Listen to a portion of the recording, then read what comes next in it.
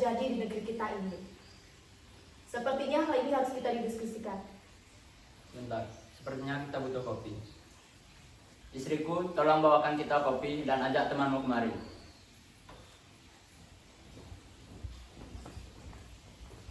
Ini kopinya sendiri. Silahkan duduk.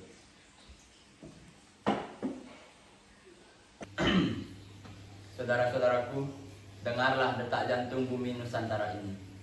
Di bawah telapak kaki Dai Nippon, rakyat kita merintih. Romusa bergelimpangan di bawah lubang kalian. Tapi, saya akan katakan pada kalian, dalam kegelapan ini, Indonesia akan terlahir kembali dengan api yang membara. Benar, Bung. Ini bukan hanya soal penderitaan biasa, tetapi ini soal guncangan yang luar biasa. Jepang telah berhasil meruntuhkan sistem kolonial Belanda yang amat sangat sombong dalam hitungan hari. Jepang mengajarkan kita bahwa Belanda bukanlah dewa yang harus kita puji, harus kita sembah setiap hari. Tetapi mengajarkan kita bangsa Barat bisa kita lawan. Penderitaan ini nyata. Kita tidak boleh buta hanya karena slogan saudara tua. Mereka merampas padi kita. Mereka mencambuk punggung rakyat kita. Kita harus waspada. Kita tidak hanya boleh keluar dari mulut harimau dan untuk masuk ke mulut buaya. Namun Bung Syarif, lihatlah, rakyat kita tidak lagi menunduk seperti budak saat melihat kulit putih. Ada harga diri yang mulai bangkit. Mereka kelaparan secara fisik, tapi jiwa mereka bangkit menatap cakrawala baru. Setiap air mata yang jatuh di pipi ibu-ibu yang kehilangan anaknya di medan kerja paksa adalah saksi bisu. Penderitaan ini menyatukan rasa sakit kita, sebuah perasaan senasib yang tidak pernah sedalam ini sebelumnya. Dan rasa sakit itulah yang akan menjadi amunisi paling mematikan. Kita sedang berada di kawah candra di muka.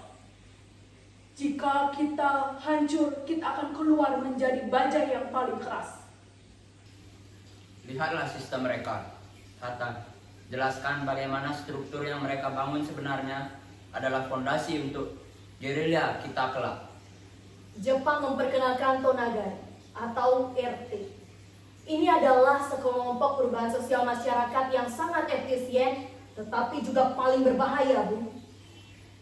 Jepang mendorong kita dan memaksa kita untuk menjadikan orang-orang sebagai bagian unit paling terkecil. Mendorong kita untuk menjadikan lebih luar biasa tetapi juga amat sangat berbahaya. Hari ini rakyat bukan lagi sekumpulan orang pasif, tetapi juga sebagai mesin penggerak organisasi di bangsa kita ini. Alat kontrol mata. RT adalah rantai yang mengikat para rakyat yang memudahkan Jepang untuk menguasai logistik. Birokrasi yang dulu sakral di Belanda, kini telah dijajah oleh putra-putra bangsa. Kini kita sedang belajar memperbaiki sistem kepemerintahan pada jantungnya. Bukan hanya birokrasi pusat, struktur baru ini merambah sampai pedesaan terpencil. Rakyat jelata kini sudah mulai mengenal sistem administrasi. Rakyat belajar untuk merdeka. Kita membutuhkan manajemen, bukan hanya sekedar teriakan. Struktur ini membuat kita tidak lagi tercerai-berai. Di balik layar, koordinasi untuk perjuangan kemerdekaan dilakukan lebih mudah. Seperti di bawah radar pengawasan Jepang. Tepat, Jepang sudah membangun wadahnya untuk perang mereka. Kita akan mengambil wadah itu untuk proklamasi kita.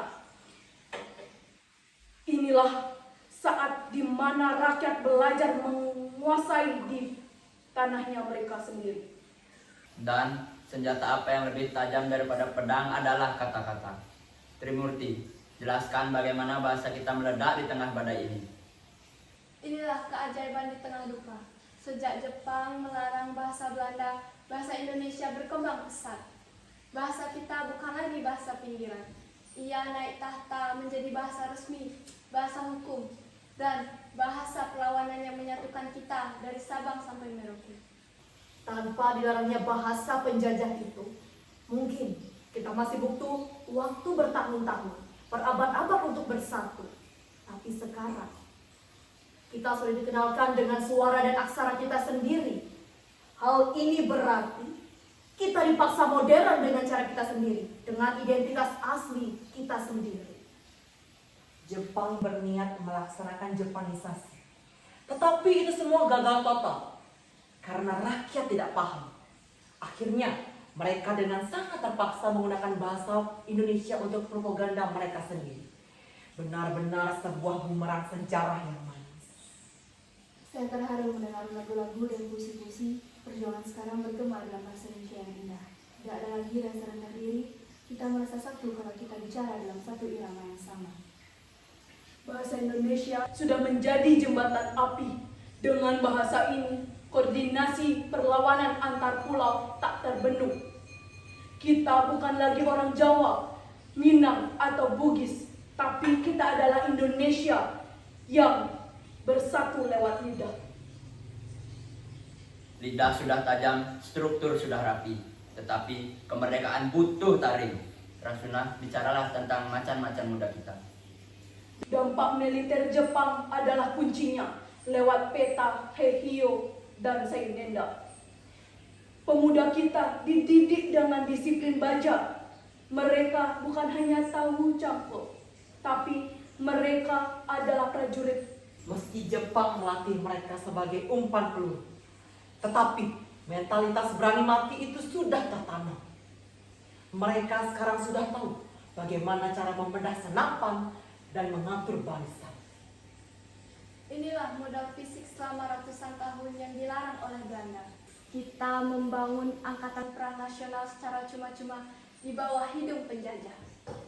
Perlawanan fisik adalah harga diri bangsa kita. kebanggaan itu membakar mata mereka. Mereka menjadi pelindung bagi seperti ini. Inilah barisan pelopor yang akan menjadi benteng proklamasi saat terjadi tiba. Kawah Chandra di muka ini adalah persiapan militer terakhir kita. Dengan persiapan militer yang keras ini, kita semakin mudah untuk merdeka. Kita semua di sini punya otot. Kita bisa memperjuangkan hak kita masing-masing untuk mencapai kemerdekaan. Lihatlah polanya. Organisasi rakyat sudah ada, bahasa pemersatu sudah kuat, dan tentara yang tangguh sudah siap.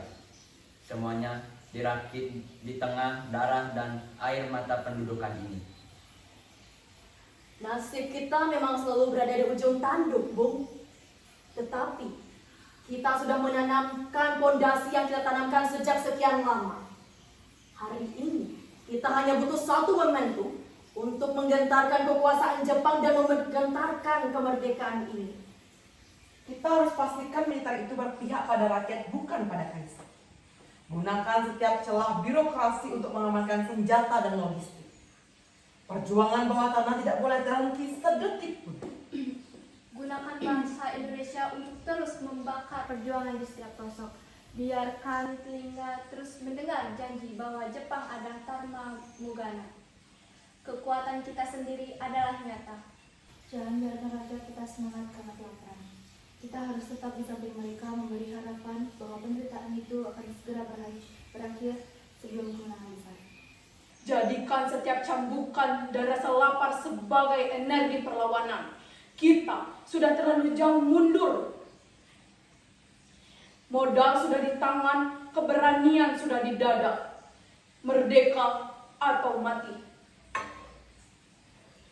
Saudara-saudaraku, sejarah sedang menuliskan babak akhirnya. Jepang mengira mereka menyiapkan alat perang untuk ambisi mereka, tetapi mereka sedang menyiapkan al-bujur di peperangan itu sendiri.